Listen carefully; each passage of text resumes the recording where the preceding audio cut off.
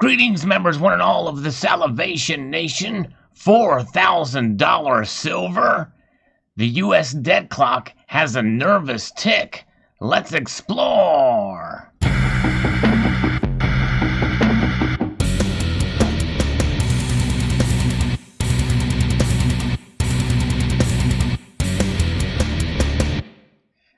As a continuation of a series of videos that I've been doing, tracking the U.S. debt clock's price for silver specifically, I have noticed that the price is going up, or the amount of dollars to silver mined on an annual basis.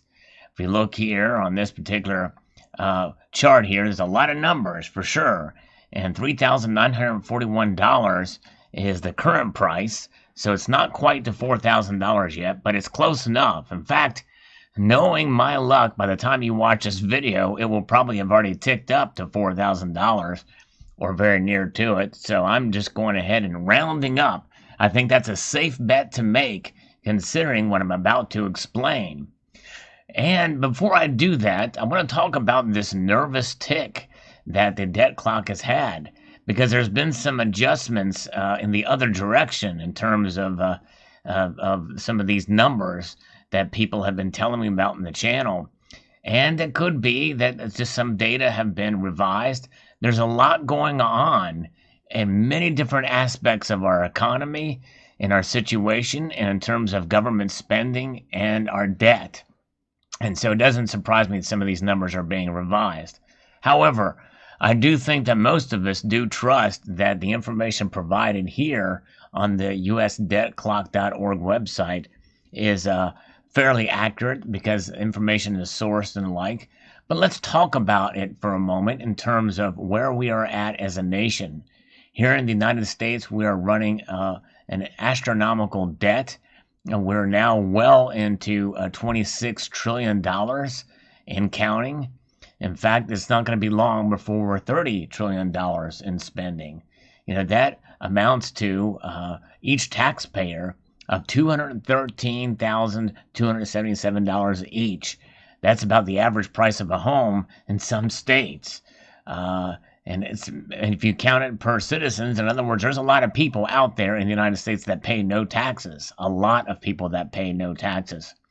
And in my mind, that's not right. Every American citizen should have to pay taxes of some sort or another.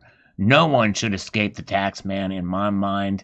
Everybody that has skin in the game as Americans should have to pay taxes. But that accounts to $80,461 per citizen. And we have this spending, federal spending and the federal deficit, and these numbers and the deficit spending and everything is just absolutely crazy, astronomical out there when you think about how much is we're spending, especially when you look at it from the debt to the gross domestic product. You look at these numbers here from 1960, where it was fairly high. You know, it was 52.63. In 1980, it was 34.62%, and in 2000 it was up again to 57.05%. Now it's more than double that figure, so you know, we're in trouble, folks.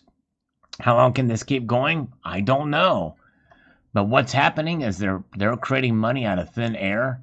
The U.S. money supply and how much money is being printed or digitized, and probably more of it digitized than not, out there is what is happening, and that's what's causing this number over here that we talk about in terms of the gold, or the silver to dollar, the dollar to silver ratio. Now, I don't talk about the dollar to gold ratio a whole lot on these videos, and that is because it's almost in a world of its own. Gold is a much rarer element, and it is money for sure, but that number is $32,688, and some of these numbers have been revised backwards over some time. But if you look at it to what it was in 1913 when the Federal Reserve Act was enacted and created, it was $28.82, which much closer to the to like the $20 gold eagle at the time. But here in the United States, we also have the silver to dollar to silver ratio in 1913 was $2.65. So it is something else. Gold and silver prices are skyrocketing higher, and but those movements are nothing compared to what we're seeing here in terms of the actual dollar bills printed or digitized out there for every ounce of silver mined. And that's what I'm talking about here, because no matter how many times I try to explain this to folks, people are saying that's not realistic, it's never going to be that, or what have you. I'm not saying it will ever be that price. In fact, it'd be very dangerous if silver got anywhere near this number, even if it got to $100. We're talking about a very, very scary situation happening. But the reality of the fact of the matter is this is not talking about the price of silver. This is a ratio. It's the dollar to silver ratio. That's right. So the amount of dollars printed from the M2 money supply divided by the yearly world production of silver in ounces. So that's the annual production from the USGS and the Federal Reserve sourcing this information. Says that there are $3,941 bills printed or digitized for every ounce of silver mined in any given year. So that tells us something. What it illustrates is that they can create money out of thin air, but you can't mine silver out of thin air. Doubly and triply and quadruply, or up to 100 times more so being the case for gold, depending on how you look at it, but certainly out of the ground ratio per year.